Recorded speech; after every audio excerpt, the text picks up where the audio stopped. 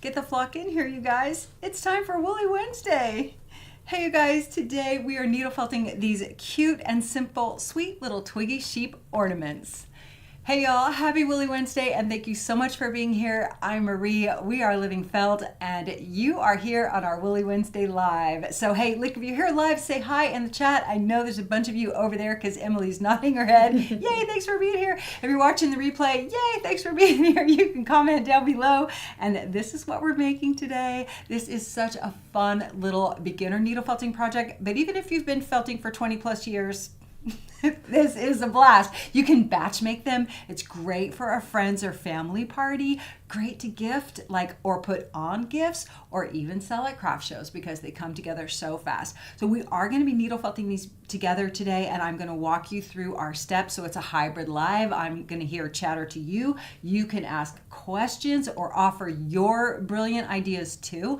And then there will be a full tutorial after the show. So if you just want to get the details there or even share that with somebody that you're teaching, that'll be the perfect resource to do it. So thank you all for joining us so much. But hey, that's not all. Not only are we going to make these super cute ornaments, I want to mention right up front, there is a kit for this. Thank you, fairies, for all the work they do. You have this kit, and you'll see in a minute, you can get it. It comes with all three color of the sheep that I'm showing you. So you can grab a kit or you can shop the supplies a la carte. That link is always down in the show notes, and we just call it our episode page, so you can shop that.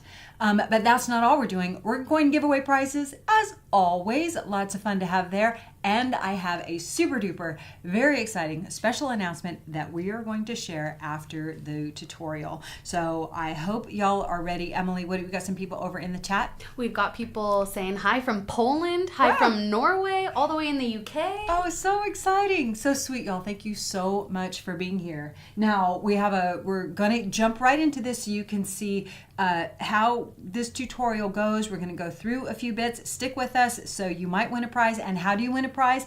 You participate in the chat. We give away prizes for people in the live chat and commenting down below the video. So in just a few minutes, we're going to give away some of our first prizes. But why don't we just jump right into the first step, which is what supplies do you need to make your own little Twiggy sheep? And marvel at how Marie tries to speak fast to video that's already be pre-edited. So queue up any questions you have, but you don't have to take notes. We're going to give you a screen grab of these supplies here. Okay, quick look. We have a WOOLY felting mat, some scissors. I have some hanging ribbons and twine, some glue. You're gonna need to gather your own sticks. I'm using a button thread, a long doll needle, felting needles, something to cut my twigs, and an awl. In addition, some sharp pointy scissors, an apple skewer or some kind of skewer stick, and my black WOOLY topper. Now this is the fiber for the project, and wool batting is the king or queen of this project. We're going to build the core on our CW1 core wool roving. I will use black wool batting for all the faces. That's totally up to you. And we're going to use this natural gray brown for the build on the body. But these three color sheep that you see here on my table are the colors that come in the kit, and you can make all three of these sheep with that kit. Here's a quick screen grab. Okay, that's it. The supplies are super duper simple and lots of fun. And again, you can go back, play that section over if you need a screen grab of all the supplies, but most of these things you already have around, right? Right. Okay, so the tutorial, we're going to take you through all these steps. Let us know your better ideas or your questions. Let's look at how we start to build our undersheep. It's just a little bit different than you normally see me do.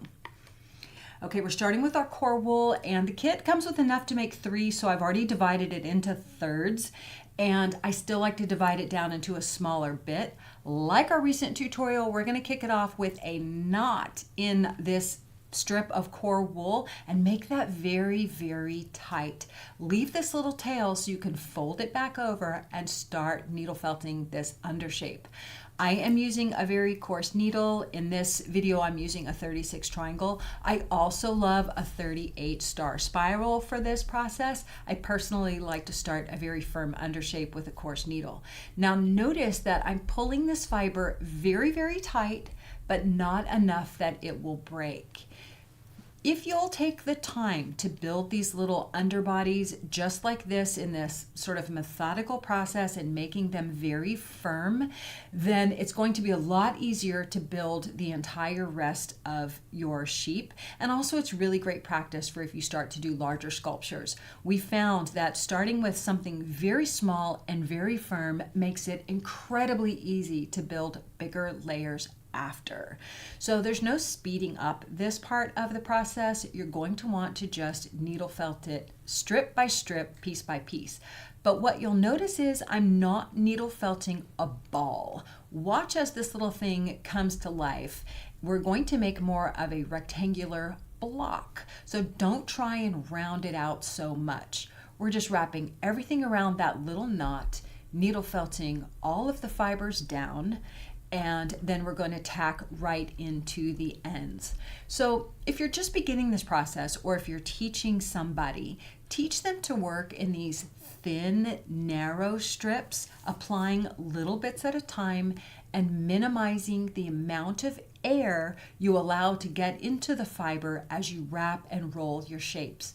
Remember that the felting needle is causing all of the fibers to entangle, and in order for that to happen, the fibers need to be close together. If you're trying to push that needle through a whole bunch of air, I think it's like trying to make mashed potatoes with an ice pick. It's just not efficient. So keep the air out, and that's going to make your needle work much more quickly.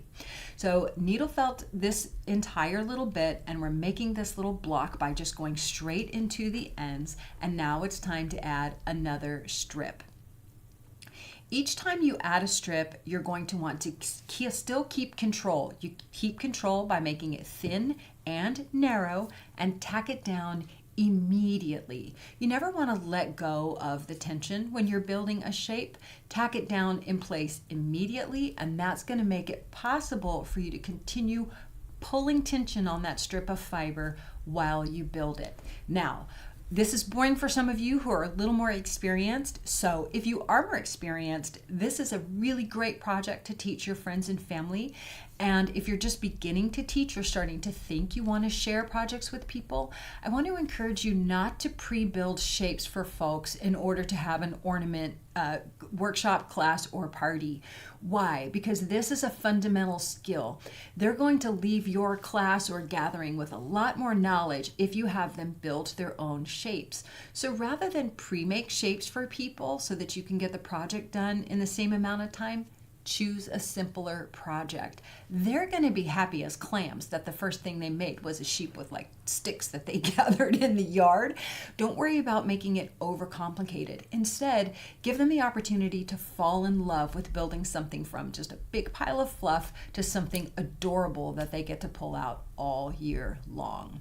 Okay, so we're right here at the very end of this process. Remember, don't let them let go of that fiber until they tack it down. They get to the very end, wrap it around, hold that tension, and then tack it down.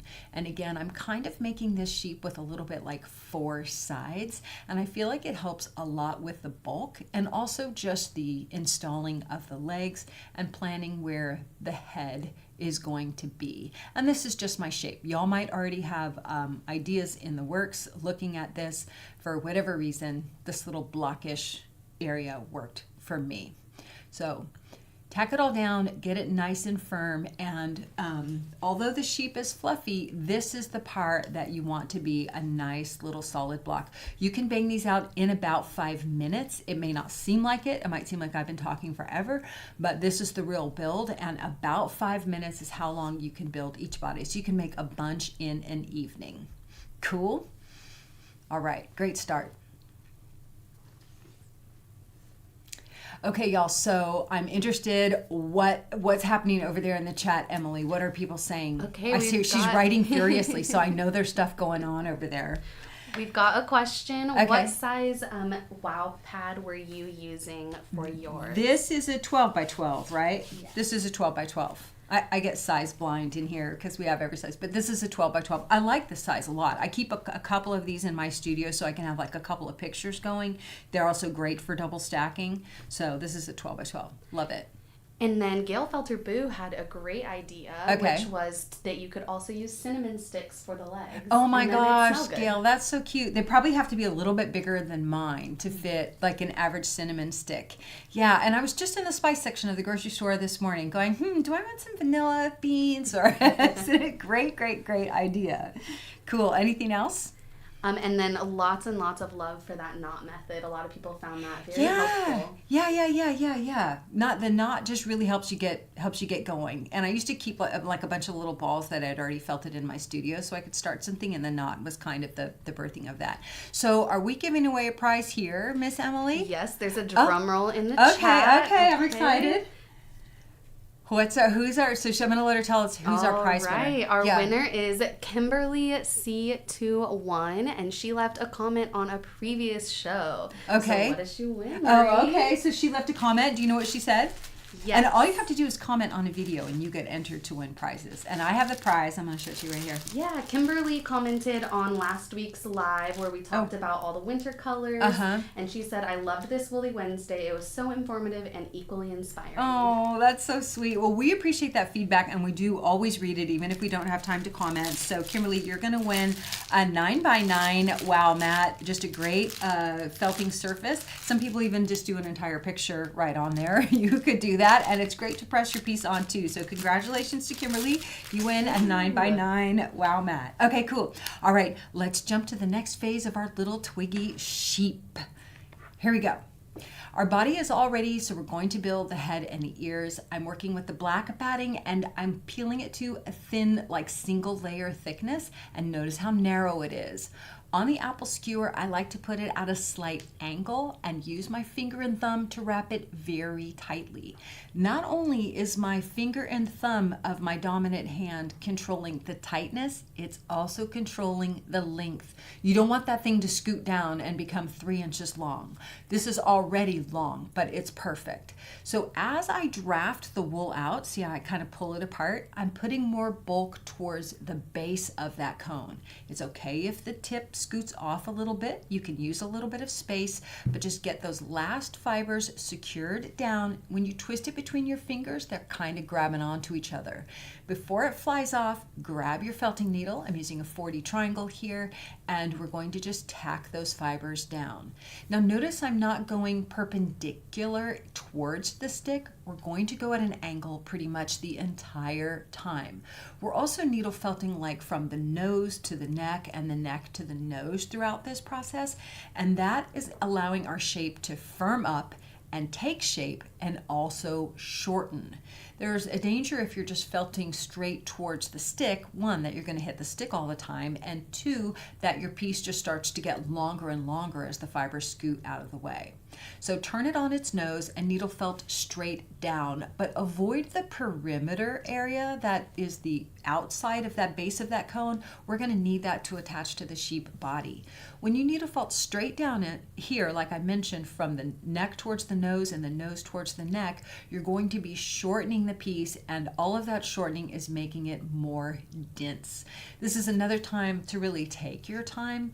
This is a great process. We've used it on lots of toots, and sneak peek, there's going to be another tutorial that we use this same process on. The fairies and I started working on that. Very fun, also for the holidays. So needle felt this shape, and notice that our piece started much larger than we ultimately want it, and that's the beauty of felting. It's always shrinking as you needle felt. So you can start small and add on, or start a little bulkier and then just compact everything down. Once it starts to get kind of firm and to the shape you want, well, then it's time to take it off our skewer.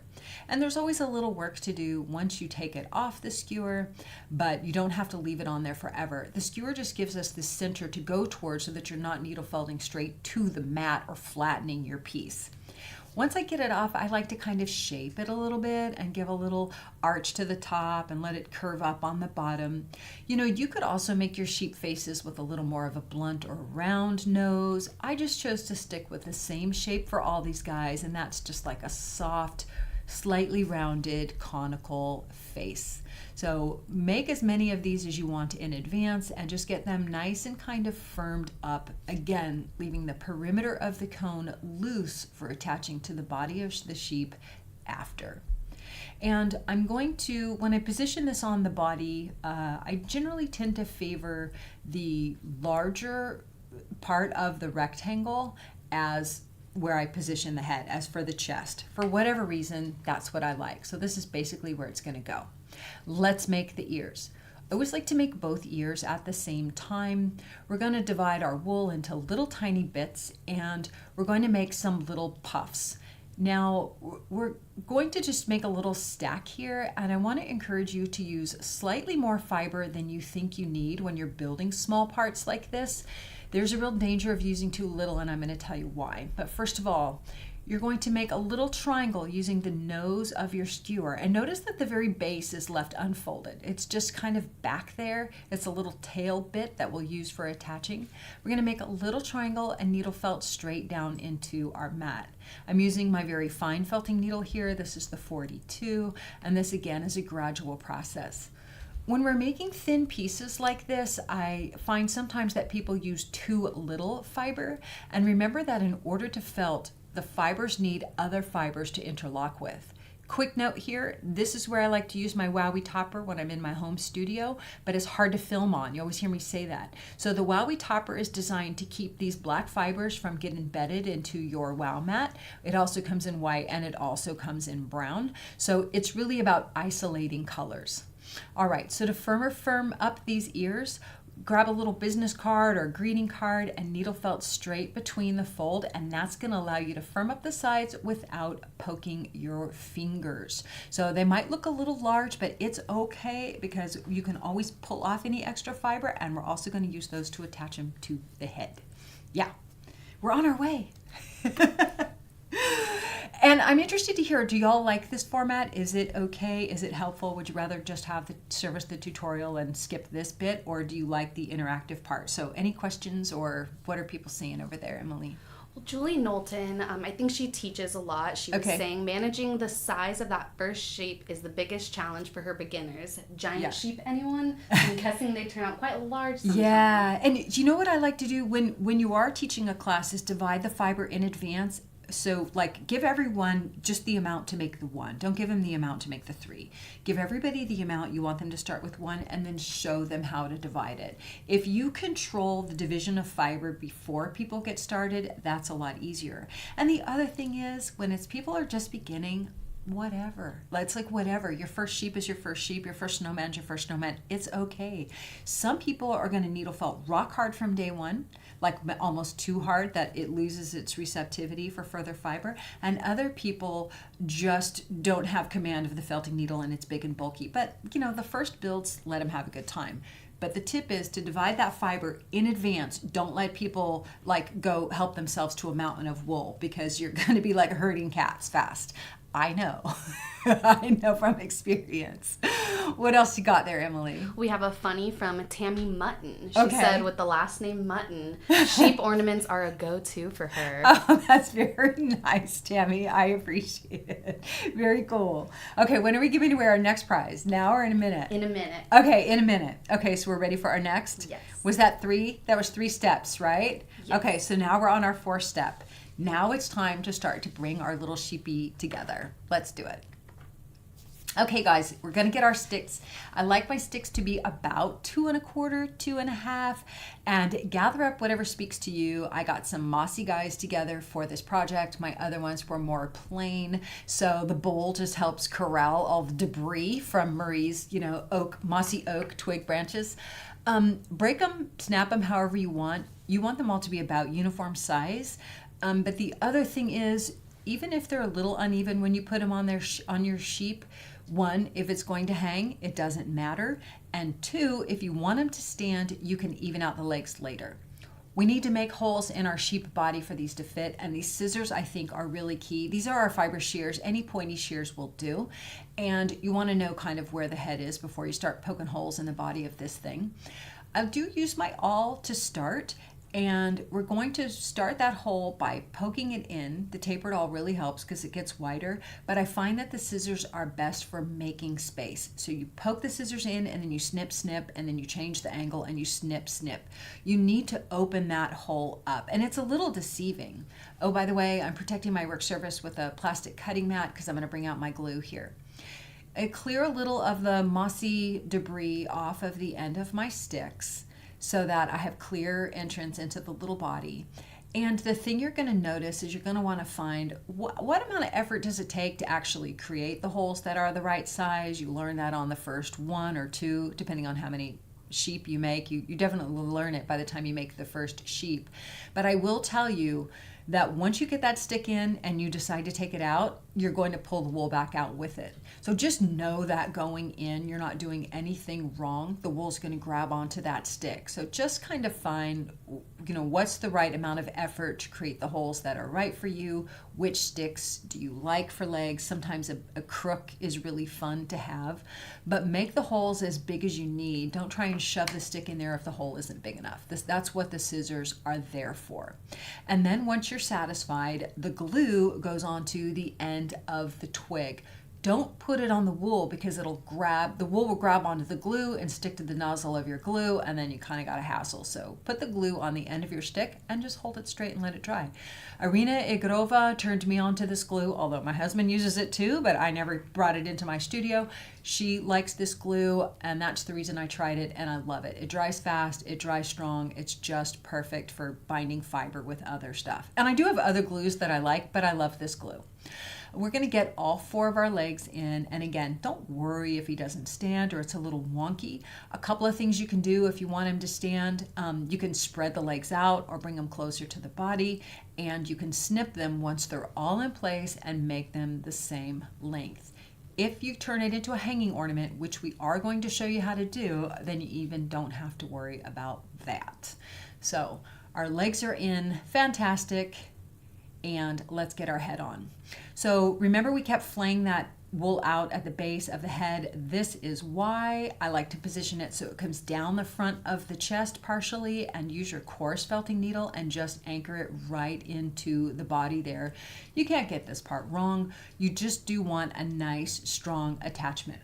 Yes, you can shape the head more if you want to after you have it in place, but hopefully you aren't fussing over this. The whole idea of this project was I wanted to give you one that you could make and just have fun with, not judge, enjoy the process, and then maybe make a bunch. Like I said, whether you want to sell them at craft fairs, I think they would do very well. If you want to gift them to friends or family, people at work, I think that people would really love them. I know I love handmade ornaments. Okay, ear position now. This is totally subjective and up to you. You can make them kind of demure like this. I have them kind of pointing down, and we're just going to needle felt this extra fiber to the back of the head. If you want tiny ears, we'll make them smaller and have a little bit, less fiber. For this particular guy that we're building, we're going to needle felt the top like I showed you, and then right underneath, so kind of cup those ears as you put them on to get the shape you want, and then needle felt to make them hold that shape.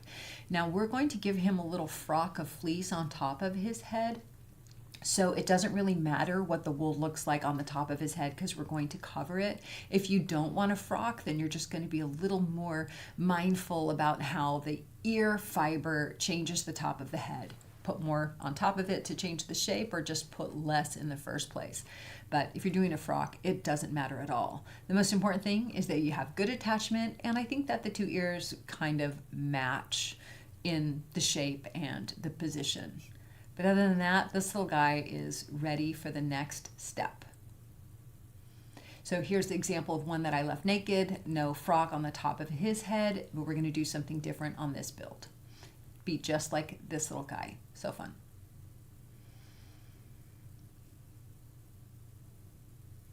Okay, ready to go. Cool.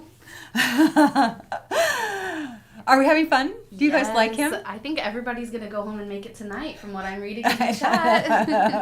I love anything where I get to bring in like things from outdoors into my project, sticks or stones or whatever. I have jars of sticks and stuff for sure. What do we have over there, Emily? Anything you want to share? Where do you get your glue? Where did you find that? Oh, that's just the hardware store. So Lowe's, I'm usually at Lowe's at least once a month, sometimes once a week. So Lowe's or Home Depot is a perfect place to get the glue. And Amazon, of course, they sell everything.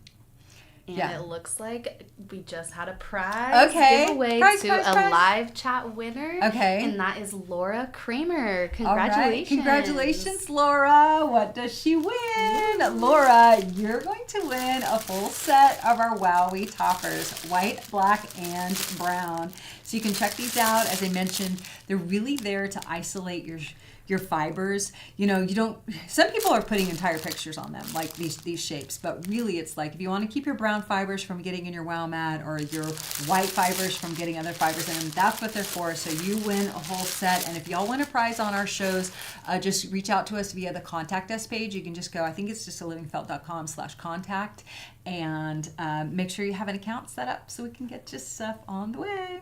Any other questions or bright ideas over there happening in the chat? Yeah, Jerry M said that positioning the ears can really change the personality of your sheep. That's true. So they can all be different. Yeah, so sweet. Okay, I think that was 4, right? Correct. All right, so now it's time to put the fleece on our sheep. And are we liking the format? Is anyone commenting on that? Is the format okay? Yeah, everybody was really liking Marie's rambling on. The tutorial is more to the point. So here we go. Let's move on to the next phase. Okay, our sheep is ready for his fleece. I'm using this natural gray brown, and you're about to see me do something a little different than normal. But first, I like to start with just this thin little bit and cover the underbody, the chest, and the area between the legs. We just want a solid coverage. Now, normally you see me kind of fuss over everything being laid down and super flat. Not so with these sheep. This is a little bit different. So the first thing is get the underbody covered, and don't be surprised if those legs move around a little bit. These underbodies, they don't need to be rock hard, and they will move a little bit. It's totally okay. Just scoot them out of the way. Like I said, they hang, so they don't need to be like little pieces of iron in there. This initial bit is just to get full coverage, and then we're going to pile on this fleece. So here's where I break like a rule that you normally see me talk about. I want a big, fluffy, obnoxious, puffy sheep. So I am going to start with about half this thickness, but I'm going to pile all of this fleece on and let it just be bulky and loose, just enough that I can kind of wrap it around him like a little blanket. And we're going to needle felt it on just like this. I want you just to try this just once, even if you're like a super control freak about your fleece, like I can be sometimes, and just poke it down and let it be lumpy and bumpy. Yes, you're going to sculpt it and shape it as you go and decide where you want him to have more bulk and where you want him to have less, but it's so fun to pile this stuff on and let him just be bulbous and billowy and full of a little bit of air. And now the reason I'm okay with it on this sheep is because they really are designed to be out for what, a month out of the year if they're on display for the holidays and then put away. You often hear me say that fleece that is loose or wool that is loose tends to grab more dust from the air, and that is true if you have it like out and on display. But Christmas ornaments, at least for me, are one of those things that I pull out, I cherish, I put where they're going to be on display, and then they get packed away in tissue paper and in those pretty magnetic boxes and fancy boxes that you can get at Hobby Lobby this time of year for cheap-ish, not super cheap, but they're so fun to unpack and get ornaments out that I think it's okay. So just pile the fleece on, tack it down, have a good time, and shape him until you're just oh so happy. Like this little guy. I love how round and fluffy he is.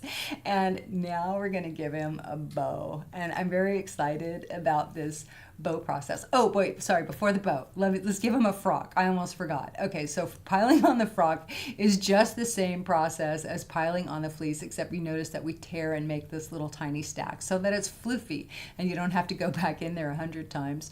I do like to tack it down to the back of the neck and just join all of that and hide that area. It's totally subjective and up to you. And then needle felt just a little bit down in front of the ears so that it all feels connected. But I'm making them all just as lumpy and bumpy as the rest of him, and then I'm thrilled.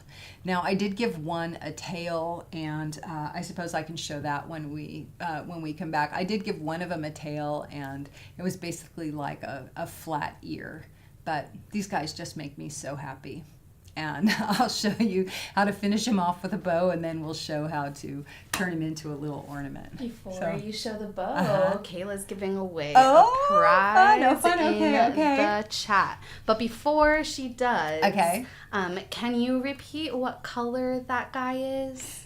This guy is natural gray. In Bergschaft. So this guy is natural gray. And I call him like a gray brown. You'll hear me call him a brown and a gray. It also looks a lot like our MC1 Willow, but this is just a natural gray. So this is actually just an undyed fiber that has been carded into a bat, and this is what the locks look like. Reminds some people a little bit of maybe Lincoln locks that we've had in the past, just a natural colored fleece. So many lovely variegations in there. Yeah, I've lost it in the chat that somebody said that your sheep looks like it's ready to give us its wool. Ready to be shorn.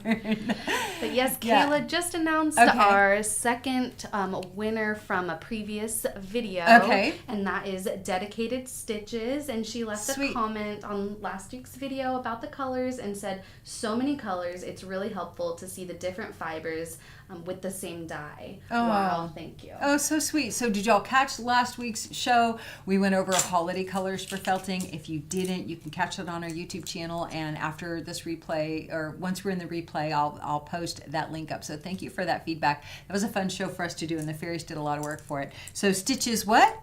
Dedicated Stitches. Dedicated Stitches. You're going to win 4 packs. The fairies picked out 4 packs of felting needles right here for you. So 4 packs. There's 3 in a pack in your little travel tubes, and there's a nice variety there for you to work with. So hopefully you'll find some use for those, and thanks to the fairies for pulling out these fun prizes, and thanks y'all for participating. We always love hearing your feedback and what you're enjoying or not enjoying, or what you want us to do more of, so we really appreciate it. All right, so let's give this little guy the proper bow to take him to his, very festive level for the holidays. All right, you're going to wrap your ribbon around the neck and cross so that one piece is over the other.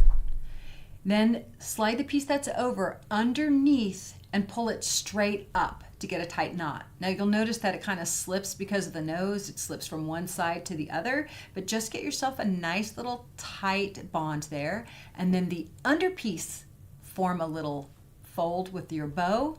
The upper piece, you're going to fold back, make a little bow, and sneaky it through that little hole back there. Just barely hold everything together until you see you can just grab it, and then make your little adjustments. And what you can see is if you tie your bow this way, then you get a perfect square knot in the front, and you get your little ribbons hanging down properly. This took me so many tries to kind of get down, but I've tried some like furoshiki, like Japanese package wrapping, and I love learning how to tie something properly. So that's how you tie the bow, and go back and watch that if you need to, because having a bow look tied properly just makes the difference, I swear. Okay, so one final thing, and we're going to show you how to turn any of your little makes into a hanger, how to install with whatever hanging ribbon you want. So this is our final stage. You guys have done so well, and we do have some stuff coming up for you, another prize to give away and a very special announcement. So hang on, this is our very last step for turning it into an ornament. I'm using a very strong button thread. This is the only thing not included in the kit, and a long doll needle. Single thread, no knot, go from the top of the body to the base of the body. So just go all the way through. You need a needle that's going to go all the way through, basically. And run that thread through the body and leave a nice long tail on both ends, by the way, a nice long tail. So give yourself enough thread to work with. Rethread your needle, and I like to go back through the top. This is just feels like I have total control.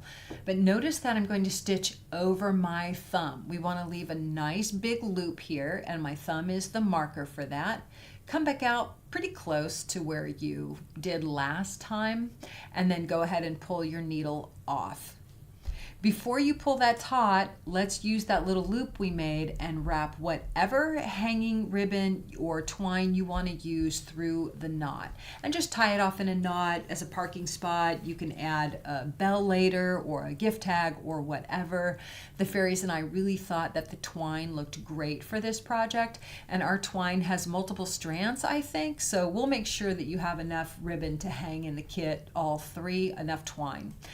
Okay, so with that in place, now we're going to just tie this off. So you're going to tie a very tight knot in this thread onto the base of your figure. And don't worry about, if your underbody is nice and firm, it's not going to distort. You want this to be really nice and taut because that's going to anchor that hanging ribbon in.